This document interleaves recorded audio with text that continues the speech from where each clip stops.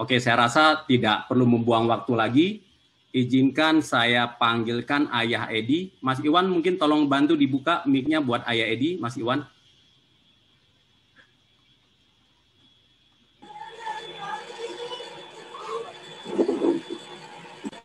Oke. Ayah Edi sudah mic-nya apakah sudah bisa hidupkan? Sudah. Oke. Selamat siang, Ayah. Selamat siang. Assalamualaikum warahmatullahi wabarakatuh. Waalaikumsalam warahmatullahi wabarakatuh. Merupakan kehormatan ini bagi Rumah Inovasi atas kedatangan Ayah bersedia untuk menjadi narasumber hari ini. Alhamdulillah, saya juga sebenarnya bahagia juga ini diundang oleh forum yang sangat bergengsi di Asia Pasifik ya. Begitu. Jadi ini mudah-mudahan berkah bagi saya secara pribadi, berkah bagi kita semua yang hadir di sini. Amin, amin, saya bacakan, amin saja. Oke, sebelum saya memberikan kesempatan kepada Ayah, izinkan saya teman-teman semua, Bapak Ibu, saya bacakan sedikit ya profil Ayah Edi. Jadi nama lengkapnya Ayah Edi ini Edi Wiyoto ya Pak? Ayah Edi ya? Edi Wiono. Oh Edi Wiono, mohon maaf Edi Wiono. Ya. Jadi dulu Edi Wiyoto tapi sekarang Edi Wiono. mohon maaf. Enggak apa-apa. Salah satu tokoh dan pakar parenting Indonesia, orang tua dari 2 anak yang sangat beliau sayangi, kemudian talent mapping counselor, pimpinan program observasi minat bakat anak, penulis buku. Ini banyak sekali buku ya Ayah. Sudah ada berapa buku Ayah? Lebih kurang 10 ya. Sudah ada 10 buku. Wow. Jadi teman-teman yang sempat sebelumnya membaca buku Ayah Edi, sekarang bisa langsung berinteraksi. Oke ya. Kemudian juga pembicara di beberapa seminar dan pernah jadi pembicara narasumber tetap di Radio Smart FM ya Ayah ya? Ya, 7 tahun kira-kira ya. Oke, saya rasa kalau saya bacakan profil Ayah malah menghabiskan waktu sampai habis nanti tidak selesai karena begitu panjang. Jadi mungkin sebelum dimulai Ayah, boleh nggak saya tanya satu dulu? Saya senang bertanya di awal-awal nih. Boleh ya? Silakan. Kenapa Ayah Edi ingin secara panggilan itu ada kata ayah di depannya? Ayah Edi, mungkin bisa dikasih gambaran kenapa ya Ayah?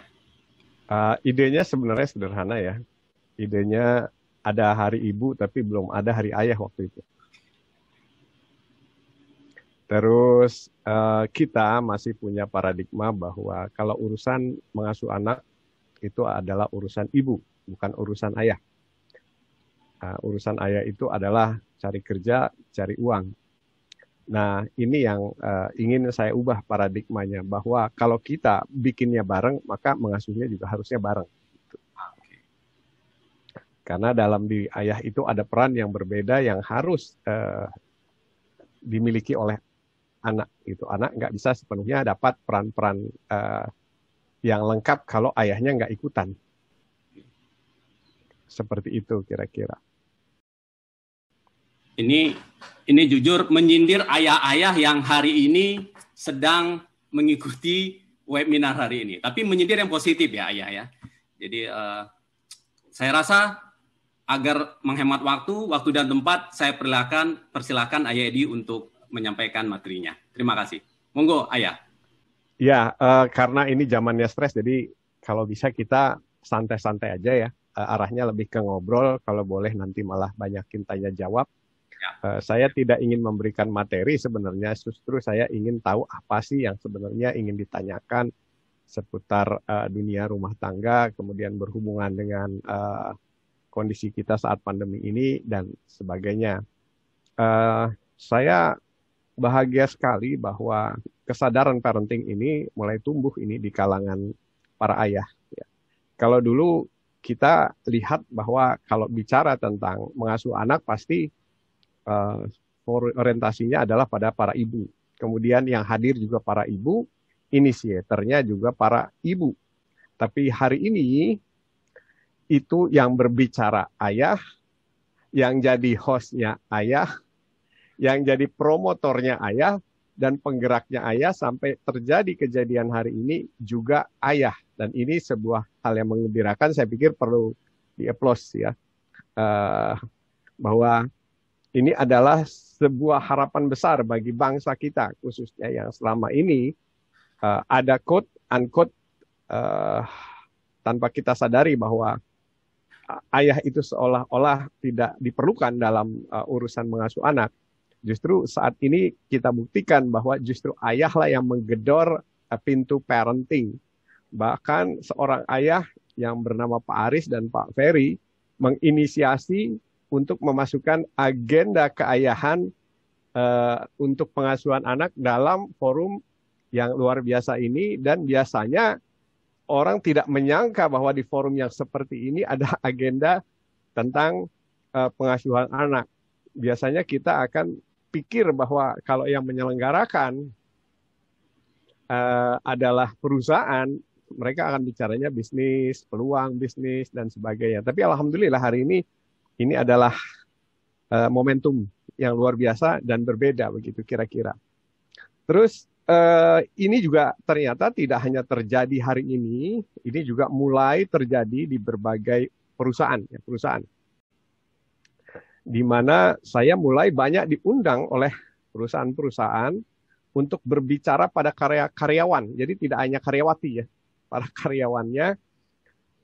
Intinya adalah bagaimana kita bisa memaksimalkan efisiensi kerja para karyawan dengan upaya memaksimalkan pola pengasuhan anak di rumah. Karena biasanya begini ya, seorang ayah itu bisa konsentrasi full kalau persoalan-persoalan yang ada di rumah itu beres.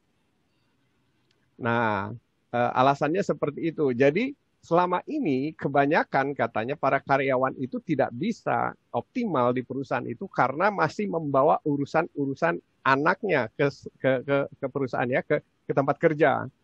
Semisalnya anaknya dipanggil oleh kepala sekolah, kemudian itu kepikiran sampai ke kantor.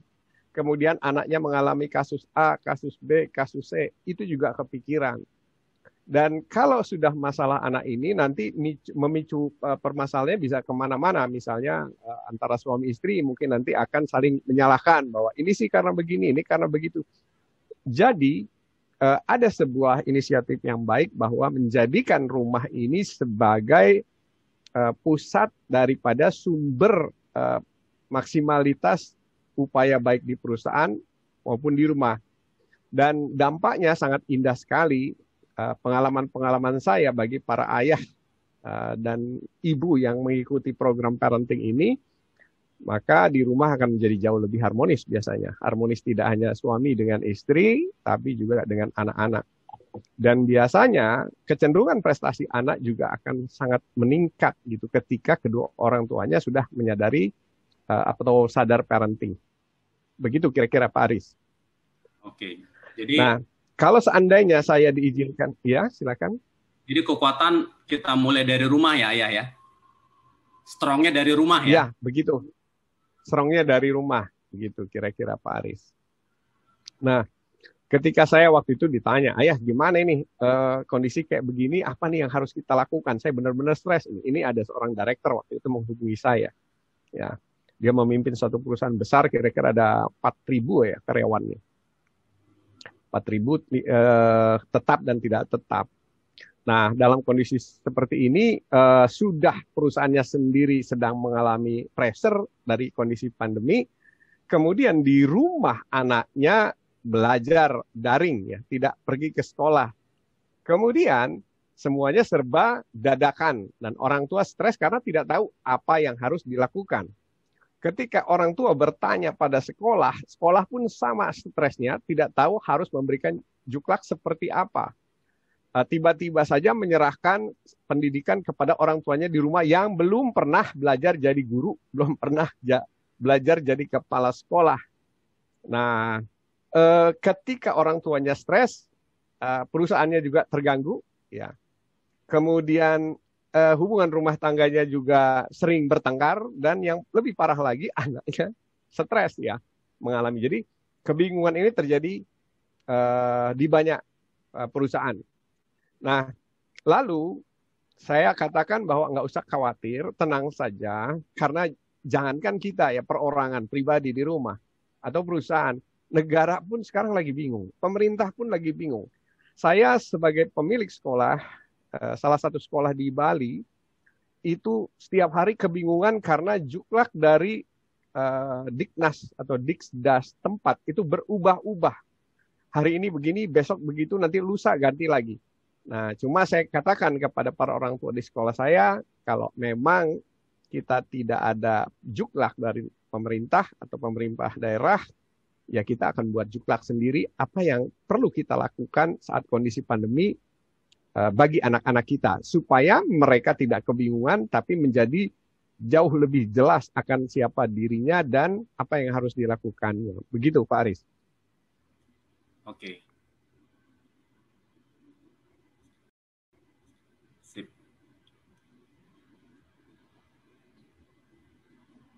Ayadi bisa dengar suara? Sangat bisa, kedengaran baik. Oh ya, sebentar Ayadi, saya informasikan kepada para pemirsa, para peserta Ibu dan Bapak, kita ingin proaktif hari ini.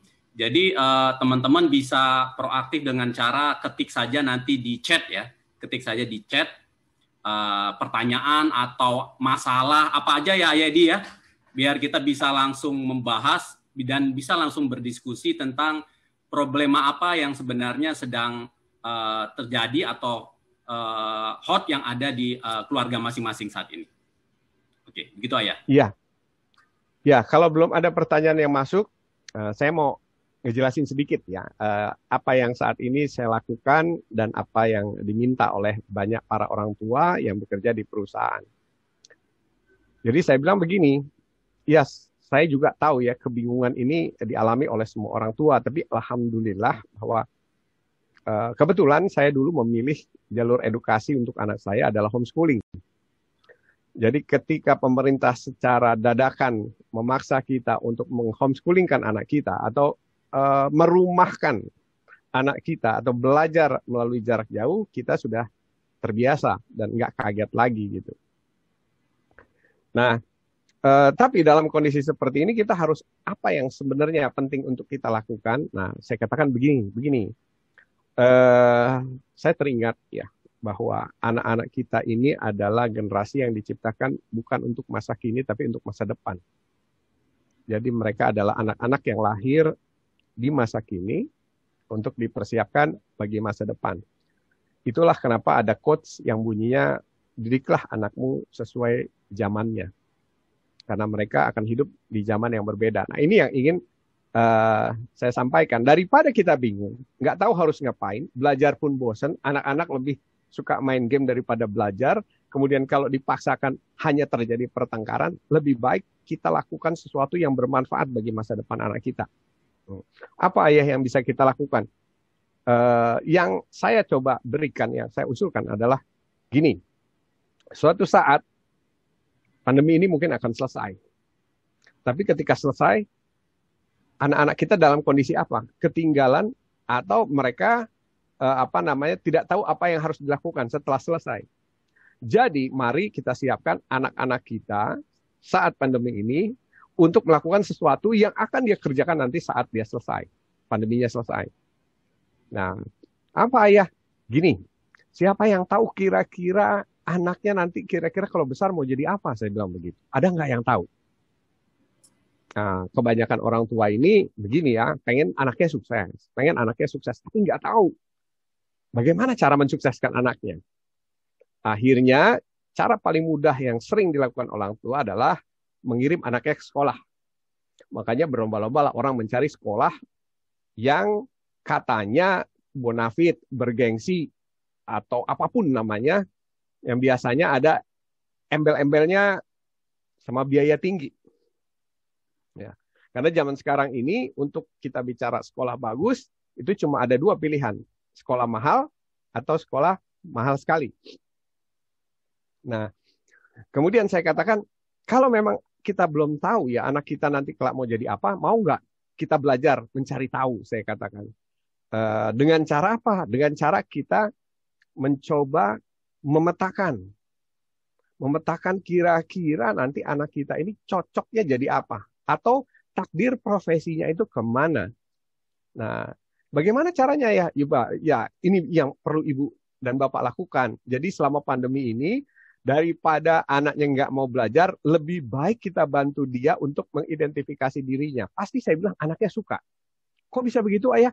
Iya, karena kita nanti mengajak dia untuk mengeksplorasi apa yang dia suka. Nah, itulah awalnya. Sampai akhirnya dibikinlah 3 sesi. Ya, 3 sesi yang awalnya cuma ngobrol gini. Sesi pertama itu adalah bagaimana kita mengenali tanda-tanda takdir profesi anak kita. Dengan tujuan utama adalah pada masa pandemi ini kita mengetahui apa saja yang kita harus support dalam kondisi yang terbatas ini. Terus yang kedua, kira-kira nanti setelah pandemi selesai, jalur sekolahnya mengarah kemana? Jadi sebelum anak itu kuliah, kita sudah tahu jurusan kuliahnya apa.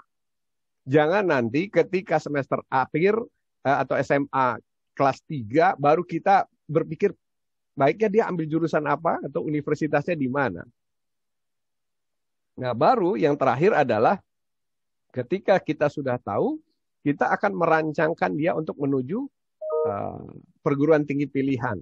Sampai pada akhirnya kita terbebas dari masalah anak salah pilih jurusan. Satu.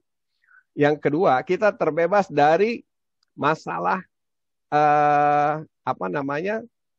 anak stres belajar.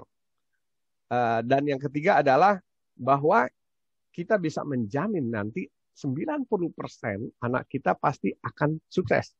Karena saya mengatakan bahwa sukses ya dalam konotasi sukses secara materi ya. Nah, kalau sukses-sukses lainnya silakan didefinisikan sendiri. Tapi di Indonesia atau dimanapun di dunia ini, kalau kita tidak sukses secara materi, kita nggak akan dianggap sebagai orang sukses. Kalau orang bilang orang sukses, pasti dia akan menyebut orang yang terkenal secara materi, ya, atau dia memiliki finansial yang baik begitu.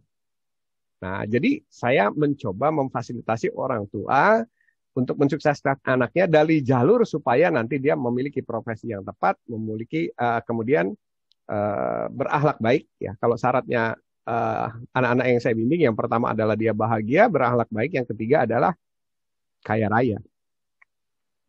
Gitu. Kalau di antara kita yang hadir di sini yang nggak ingin anaknya dibimbing untuk menjadi anak yang kaya raya, ya boleh saja gitu. Tapi saya selalu menawarkan seperti itu. Mau nggak tiga hal ini yang akan kita capai di masa pandemi ini? Dan orang tua bisa lakukan tanpa harus belajar ilmu-ilmu yang sulit-sulit bagi orang tua. Karena begini, kalau yang saya tahu yang ada saat ini seolah-olah ya apa yang dulu dilakukan oleh guru dalam mengajar anak kita dalam segala keilmuannya itu tiba-tiba dialihkan ke rumah. Kalau tidak dialihkan ke rumah, dilakukan secara online. Nah, disinilah yang menjadi hal paling berat bagi orang tua. Karena kita, walaupun dulu pernah sekolah juga, kita udah lupa semua pelajaran sekolah. Kalaupun ditanya, misalnya anak kita lagi belajar, ditanya tentang persoalan. Kalau anak kita sudah SMP atau SMA, saya jamin orang tuanya belum tentu bisa ngasih jawaban. Kecuali kalau anaknya masih SD, orang tuanya masih bisa menuntun. Nah, ini pengalaman terhadap saya sendiri begitu, anak-anak saya. Nah, akhirnya ya dimulailah proses semacam workshop ya, di mana saya memberikan tugas-tugas kepada orang tua untuk bisa menuntun anaknya menemukan potensi emas yang ada di dalam dirinya di masa pandemi ini.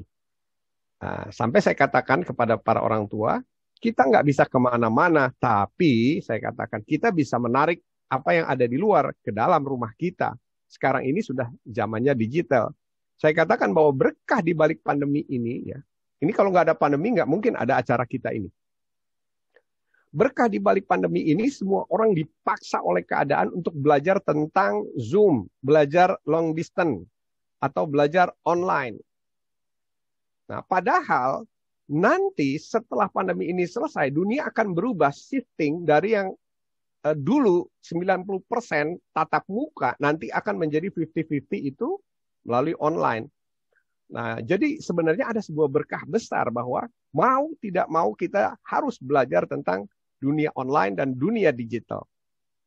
Nah, waktu itu saya mulai dari sebuah pernyataan. Saya katakan, saya mendidik anak saya seperti ini sekarang, di zaman pandemi. Saya bilang sama anak saya, nah, dari mana kita akan memulai? Ya. Nah, kita akan memulai dari apa yang harus kita lakukan untuk mempersiapkan masa depan. Mari, satu kita ambil acuan. Nah, yang paling sederhana adalah ayah mencatat waktu Sundar Pichai, ya CEO-nya Google. Nah, kenapa saya ambil? Karena Google termasuk perusahaan yang cukup bonafit, ya. Dia merupakan salah satu leading company di dunia digital, dan nanti hidup kamu adalah itu di dunia digital. Beda zaman ayah dulu dengan zaman kamu, nak. Jadi ayah ambil acuan dari keynote speech-nya Sundar Pichai. Boleh nggak saya share screen nih? Keynote speech-nya Sundar Pichai ya. Baik.